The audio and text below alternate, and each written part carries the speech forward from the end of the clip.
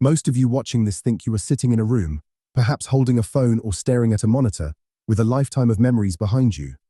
You remember your first kiss, what you had for breakfast, and you know the universe is billions of years old.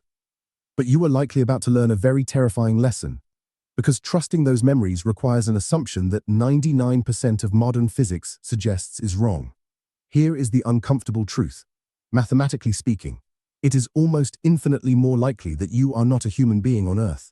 It is statistically more probable that you are a solitary brain, spontaneously forming out of the chaos of space for a single microsecond, hallucinating this entire video, and then vanishing back into nothingness. This isn't a conspiracy theory. This isn't science fiction. This is a genuine problem in cosmology called the Boltzmann brain. And if we can't solve it, our entire understanding of reality is a lie. To understand why physics thinks you're a hallucinating space meatball, we first have to talk about your bedroom. Think about cleaning your room. If you want it to be organized, clothes folded, bed made, books stacked, you have to put in energy. You have to work for it. But if you just leave it alone, it gets messy. Spontaneously. Dust settles, things fall over, chaos increases. This is the second law of thermodynamics. Entropy, or disorder, always increases. Things naturally go from order to chaos. Never the other way around. You never see a shattered egg spontaneously jump up and reassemble itself. That would be magic. But this law implies something weird about our universe. If the universe is getting messier every day, that means yesterday it was tidier. And a billion years ago, it was very tidy. This means the Big Bang was a moment of ridiculously, impossibly low entropy. It was perfectly organized. The odds of a universe starting in such a perfect, orderly state are, well, they are basically zero. It is incredibly unlikely that our universe started the way it did. And that is where the problem begins. Because given enough time, nature does weird things. Imagine a sealed box full of gas particles. It's high entropy, chaos. But Ludwig Boltzmann, a genius Austrian physicist in the 19th century, realized something profound about probability. If you wait long enough, random things happen. Usually, the gas is spread out. But if you wait a year, maybe the particles randomly clump together in the corner for a split second. If you wait a million years, maybe they bump into each other and form a simple shape. Now, apply this to the cosmos. Most of the universe is empty, chaotic vacuum. But empty space isn't really empty.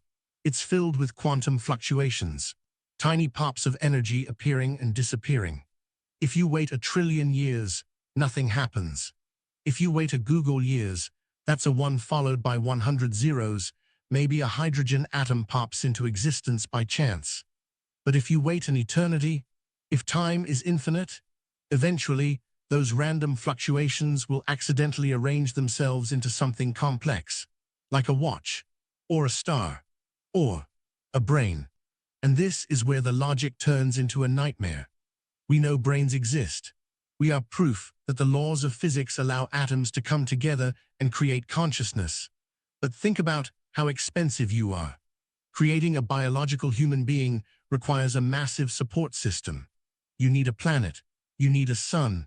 You need 4 billion years of evolution. You need billions of ancestors surviving long enough to reproduce. You need a Big Bang that started in a super-ordered state. The cost of creating a real human is astronomically high. But what does it cost to create a Boltzmann brain? A Boltzmann brain is a theoretical entity where atoms in the void of space just happen, by sheer luck, to bump into each other in the exact configuration of a functioning brain. This brain comes into existence with memories already loaded. It thinks it has a name. It remembers a childhood that never happened. It thinks it is sitting in a chair watching YouTube. It has the exact electrical signals firing that simulate the feeling of sunlight on skin or the taste of coffee. But it has no body. It has no past. It is just a momentary fluctuation in the deep vacuum of space. Now, you might be thinking, that sounds impossible. The odds of atoms randomly forming a brain are infinitesimal. And you're right. The odds are practically zero. However, the odds are not zero. And here is the kicker. Creating just one brain by random chance is much, much easier than creating an entire universe by random chance. If the universe lasts forever, the number of random fluctuations will be infinite. So, the number of Boltzmann brains will be infinite. On the other hand, the number of real biological brains is finite. Humans will eventually go extinct. Stars will burn out.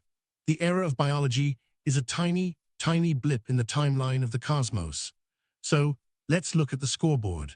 In column A, we have real people, a finite number of lucky biology winners. In column B, we have Boltzmann brains, an infinite number, an endless ocean of hallucinating ghosts appearing in the darkness. Mathematically, if you pick a random conscious observer out of a hat, what are the odds that observer is a real person? Almost zero. Statistically, you are almost certainly in column B. So, ask yourself right now, how do you know you aren't one of them? You might say, I have memories. I remember walking into this room. No, those are just neurons firing in a specific pattern. A random fluctuation could assemble a brain with those memories preloaded just as easily as it could assemble a blank one. You might say, but I see evidence. I see my hands. I can knock on this table. No, if your brain is hallucinating, the sensory inputs are fake, too. The table you feel is just a random arrangement of energy mimicking the electrical signal of touch. The scariest part isn't just that your past is fake. It's that your future is doomed. If you are a biological human, you can expect the next second to follow the laws of physics. You expect gravity to keep holding you down. You expect air to keep entering your lungs. But if you are a Boltzmann brain, you are a thermodynamic accident. You are a thermida. You are highly unstable. The random fluctuation that created you is about to end. This means in the next second, you won't just die. You will simply stop. Your consciousness will dissolve back into the chaos from which it came. The video will cut to black, not because the video ended, but because you ended. The fact that you are still hearing my voice right now is the only evidence you have that you might be real. But that evidence only holds up for the present moment. What about now or now? Okay, let's take a breath. Because if this sounds like madness to you, you are not alone. Physicists actually hate this theory. They don't hate it because it's scary. They hate it because it is cognitively unstable. Here is the paradox. We use science to build this theory.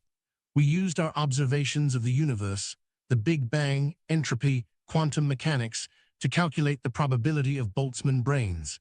But if we are Boltzmann brains, then our memories are fake. And if our memories are fake, then our observations of the universe are fake. We never actually saw the Big Bang. We never measured the cosmic microwave background. Those are just false memories implanted in our head. So, if we are Boltzmann brains, then the science we use to prove we are Boltzmann brains is made up. It's a logical loop. If the theory is true, then the evidence for the theory is false. This is why cosmologists like Sean Carroll are working so hard to defeat this idea. They aren't trying to save your peace of mind. They are trying to save physics. To solve the problem, we have to prove that the universe is not infinite in a way that allows these fluctuations to happen. We have to prove that the universe will eventually decay so completely that even Boltzmann brains can't form. We literally need the death of the cosmos to prove that we exist. We need the universe to have a hard ending, or a specific type of expansion that prevents these brain fluctuations from dominating the statistics. So, where does that leave us? It leaves us with a choice. Option 1. We accept the statistics. We accept that we are likely solitary minds floating in the void, hallucinating a comfortable life, waiting to dissolve. Or, Option 2. We trust that we are the exception. We trust that despite the overwhelming odds, we are the rare, biological lottery winners. We are the normal ones in a universe of ghosts. There is no way to prove it. You cannot verify your own existence. The only thing you can do is keep watching, keep breathing, and hope that the next second actually arrives. If you hear this, congratulations. You survived another moment.